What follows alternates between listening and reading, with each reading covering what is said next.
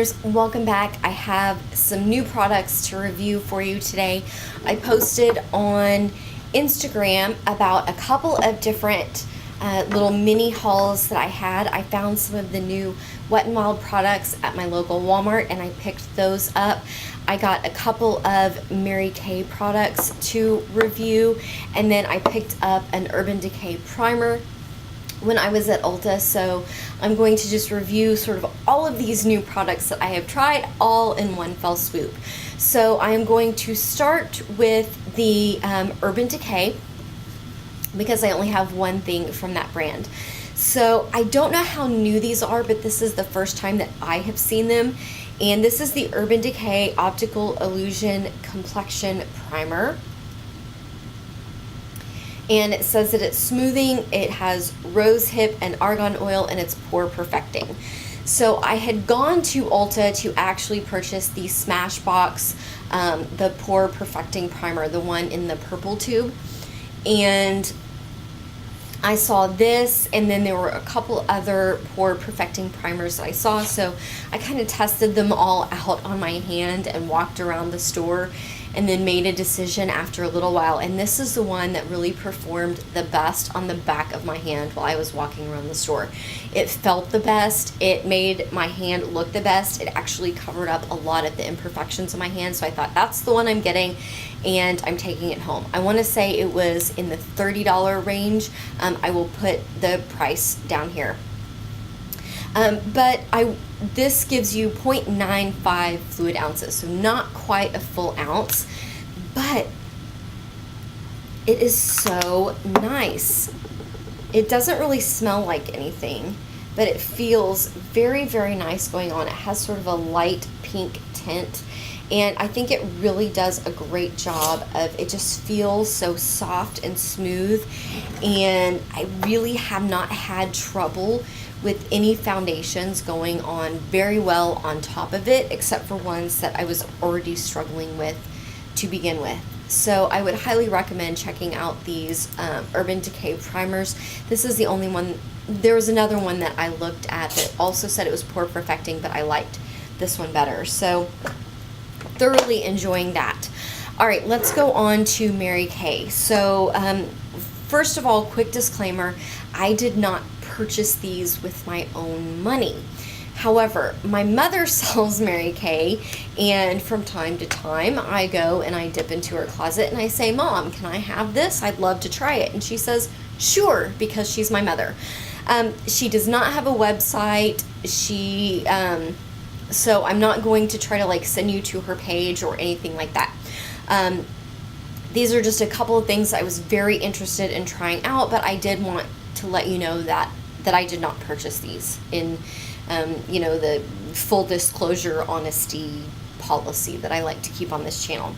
So the first thing that I picked out was this liquid eyeliner pen. I've never seen Mary Kay have a liquid eyeliner pen before. Excuse me. And so I was really excited when I saw this, and I thought, gosh, I really want to try that out. So it has a bit of a fatter tip. This is what I have on my upper lash line today, and I did not touch this up at all since I put it on this morning. So I've had it on for about 12 hours at this point, and it still looks perfect. It does a very nice dark smooth line. It dries down matte. If you are a fan of the Kat Von D, the liner that everybody just absolutely goes gaga over, but you're not really a fan of that brush tip, I would suggest trying this out. The tip is not extremely flexible, but it is very easy to control. One thing that I do like about these types of tips is when they come to a point like this, you can get a nice thin line by using the tip, or you can turn it slightly to its side and get a little bit of a thicker line. I find that if you have hooded eyes, a tip like this does make it a lot easier if you're going to do kind of that kitten wing. I find it very easy to do with a little bit of a thicker, stiffer brush like this. Now, when I say it's stiffer, it's not hard. It's, I've tried some eyeliners where it's got that stiffer tip on it, but it's hard. It feels like it scratches your eye. This feels very soft, very smooth. I am thoroughly impressed with this eyeliner. So I should kind of show you, that's what it looks like when it dries. I've had no problems with this moving around, and you know, once it sets, it's there. The other thing that I tried out was, mascara has sort of been the bane of my existence lately, because I finished up my favorite mascaras. I finished up all of them. And so I've kind of been on a quest for, do I really want to repurchase something, or is there something else out there that I can find that I really, really enjoy? So one of the mascaras that I really loved that I had finished off was the Mary Kay Lash Love Mascara. So when I dug into Mom's closet, that was what I was intending to pull out until I saw this beast. And I was like, oh no, I must try that. I must. Because for one thing, look at this packaging. I mean, how cool is that? It's just really super cool. And then when I looked at it, when I looked at the brush, for those of you who are makeup people, what does that brush look like? It looks like the Too Faced Better Than Sex mascara brush. It has those similar bristles, that messy, messy, messiness. And this is called the Lash Intensity Mascara. I love this. Usually with mascaras, there are very few that I like straight when I open them. A lot of them, what I need to do is I need to open it, I need to let it sit for a month or so, a couple of weeks, and then I enjoy it. I liked this one straight as soon as I opened it. The formula is not too liquidy. It's very similar to the Too Faced Better Than Sex mascara in that if you do not sort of wipe off the brush a little bit, then you will get clumpiness. But if you just take that extra second and kind of wipe the tip of the brush off, and you know, if any sort of major excess gets on the sides, then you're going to get a very beautiful look. I do have all of these products on my face that I'm talking about right now though. So this is the mascara that I have on. I think that it does give you almost the exact same look as the Better Than Sex mascara, not quite as much doll eyes. I would say that the Better Than Sex mascara is one that I tried to kind of save for special occasions, because I think that it really gave me a whole lot of length and a decent amount of volume, and I really felt like I kind of had doll eyes, that sort of fake lash look. And so I wasn't necessarily comfortable wearing it to work on an everyday basis. This one gives me almost the exact same effect. It gives me a really good amount of length. It gives me more volume than the Better Than Sex mascara does, less length, but I think that that makes it very wearable for every day. So if you have not tried this, I highly recommend it. If that is not your thing, if you do not like the Better Than Sex mascara, then I would recommend trying out the Lash Love mascara, because that from Mary Kay, because that was one of my favorite everyday mascaras, and I still do want to get some of that, but I didn't want to, you know, abuse the privilege of the Mom Mary Kay closet, so I just took those two things. Okay, so last but not least, I picked up 3 items from the new Wet n Wild collection. There were some items that I already knew that I was really not interested in. I didn't pick up any of the cushion products, because I really am not interested in any kind of liquid contouring or any of that.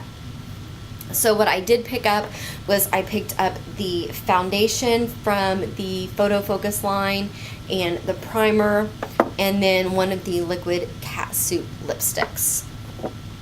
So let's start with the primer, the Photo Focus Face Primer. So this was about $5. And this is just that traditional kind of white Elmer's glue primer that you can get from CoverGirl, that you can get from Maybelline. If you like that Nivea Men's Post Shave Balm, this is kind of how it works. Oh, interestingly enough, it actually removed that Mary Kay eyeliner when I put it on. But it's moisturizing. I don't think that it does anything for your pores. I don't think that it does anything to smooth out your skin tone. But if you're looking for just kind of that general make my foundation stick to my face better primer, then I think that it's pretty good. It says that it's supposed to refine pores. I did not notice that at all. If you have little itty bitty tiny pores and you just need a tiny bit of refinement, then it might do that. Filling in fine lines, I didn't notice that it did that. It says it brightens your complexion. I did notice that my complexion was a little bit brighter, but it definitely wasn't kind of that glowy. It wasn't even lit from within. It was just kind of like, hey, when I woke up this morning, I looked like a dead ghost because I didn't sleep again last night, and now I look like an alive ghost. So that's kind of where I will say that ends. And it says that it evens skin tone. The only place where I really need evening with my skin tone is I have a little bit of discoloration right here, and I did notice that it helped out a bit with that, but not any more than any of the other ones. So I will say that, though, that as far as kind of that general white type of primer, the only thing that is less expensive than this is that Nivea Post-Shave Men's Balm. It's the sensitive one. And let's see, I've got it somewhere. There we go. That Nivea Men's Sensitive Post-Shave Balm. The only reason I would say that this is cheaper is because this is about $5. This is about $6, and you get a whole lot more with this. And I think that it does just about the same thing, although this is a tiny bit tackier, and it does smell like man for 15 seconds. So, decent primer. I'll give it a C. The foundation. I got this in, what color is this? Buff Bisque. The next one down seemed like it would be way, way, way too light for me because I think it was like a vanilla or something like that. It was definitely more a real ivory color. So I don't know if there was a shade in between there, but there wasn't a huge selection at my Walmart. This is for light medium. It is just a little bit dark for my skin right now, but it'll be perfect in about 2 months. Everybody and every video that I have watched about this foundation cannot say enough good things about this. This is not one of those videos. I was very disappointed with this product, mostly I think because of the hype. I was expecting this to be a fantastically wonderful foundation. So let me do this. Let's assume that this is where the hype was, and this is what I would normally expect from a $5 drugstore foundation. I think that this foundation achieves this. It achieves what I expect from a $5 drugstore foundation, but it doesn't come anywhere close to this hype. So let me tell you why. Okay, first off, it has a paddle applicator. And I'm really not crazy about that, but it is better than nothing at all. So here's sort of what the foundation looks like. And when you start to rub this in, this oxidizes a lot on my skin. So here's the color in the bottle, and look how much more orangey that looks on my skin. When I blend this, and this is the brush that I normally use to blend my foundation, just look at the back of my hand here, and you can see that you can still see almost all of the imperfections that are on my hand. I don't think that it really covers up very well. I think that it settles into fine lines. It clings to dry patches. It smudges in oily patches. And overall, no matter what primer that I tried the Wet n Wild, the white type of primer. I tried the Post-Shave Balm. I tried this Urban Decay primer. I tried a silicone-based primer. I tried every single primer that I own. And no matter which primer that I used, this stayed on top of my skin. It never really blended into my skin. It kind of sat on top. Now, I will say that if I used this, and the way that I liked it best was if I used a really poor perfecting primer, that Urban Decay primer, and then I put a very thin layer of this on, and then I put a tiny bit of powder on top, and then sprayed with a setting spray. Then I thought that it gave me a decent look. But it still just kind of felt like it was sitting on top of my skin and not really blending in and not really looking natural. It looked like I had foundation on. Now, I do think that I was able to achieve a nice look with it. I don't think that when I went to work or when I went out, nobody said, "Oh my gosh, your foundation looks horrible today." Like, I mean, we're not talking about like that kind of badness. It just wasn't, it didn't live up to the hype. It was just kind of I would say it was a little bit better than your average $5 foundation. If you're planning on using a thin layer, you're looking for a light coverage foundation. You're not looking for this to be the medium coverage that it claims to be.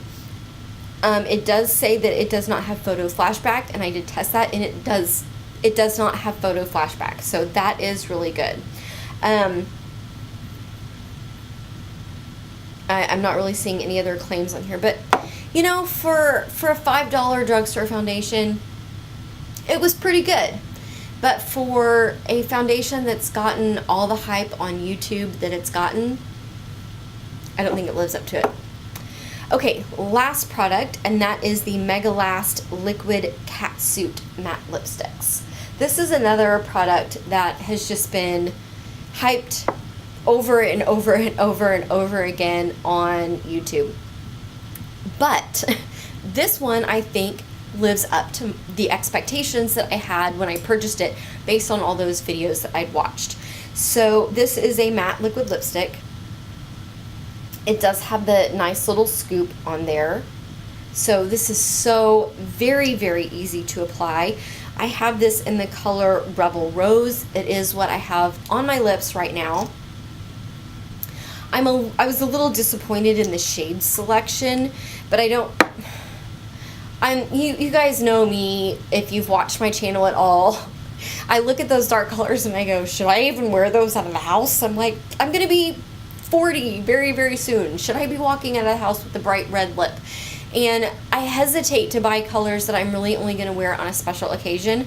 However, I am going to go back and really seriously look at these colors, because I think it was either $4.49 or $4.99. I can't remember off the top of my head. But here is that color. I will say it does take, I would say, a good minute for it to completely set, but it's pretty comfortable. It does feel ever so slightly dry, but not to the point where I'm irritated by it. And after about an hour, what's going to happen is you're going to think it's completely worn off. I can't feel it anymore. It must be gone because it felt a little bit dry 30 minutes ago. And you're going to look in the mirror and realize it looks exactly the same as it did 30 minutes ago when it felt a little dry. So I really, really enjoyed this as a liquid lipstick. It really isn't going to last through a hefty meal, but it will last through a light meal. It will last through kind of sipping on a soda can or drinking water out of a straw like I do all day long, every day. This lasted me good half the day before I felt like I needed to touch up. I like the way that it wears off. It wears off very evenly. It doesn't kind of leave that ring on the outside, and it doesn't leave any sort of patchiness on the inside. This is really fantastic. In fact, what I would compare it to as far as other liquid lipsticks that you might have tried is I think that it's just very similar to the Ophir liquid lipsticks. It just feels a little bit more dry. So these live up to the hype. If you have any desire to wear liquid lipsticks, I do highly recommend these because for the price, they really can't be beat. And you get 0.21 ounces in here, so that is a significant amount of product. Let me see if I have another liquid lipstick that I can tell you. well, I don't know. None of these are, am I seeing the ounces in there just kind of right off the top. And then I have a bunch of lip glosses. So I think for the, you know, amount of money that you're going to spend, these live up to the hype. They're definitely worth it. I highly recommend them. I wish that they had a larger shade selection, but being that this looks, I mean, this one looks fairly similar to the way that it is on my lips. I'm willing to try some of the other colors because of the cost, and I'm willing to even buy a darker shade that I would only wear on a special occasion because it's only $4, $5. So that is all of the new products that I have tried in March. Thank you guys so much for watching today. Thank you for all of you who commented on my Instagram and asked me to review these products and begged for me to review these products. I've had a lot of fun testing them out, and it was kind of really nice to get away from just doing project pans and try out some new things this month. So if there's anything that you would really like for me to test out and do a review on that you've seen in the stores, or you're wondering if it lives up to the hype, you know that I'm going to give you a truly honest review, no matter what, even if things don't live up to the hype. So leave me a comment down below. Let me know if there are specific things that you want me to review, and I will try to track them down in my little bitty town and see what I can find or order them online. So again, thank you guys so much for watching today. Thanks for sticking with me through this long, rambly video. Don't forget to subscribe, give this video a thumbs up, and I will see you next time. Bye.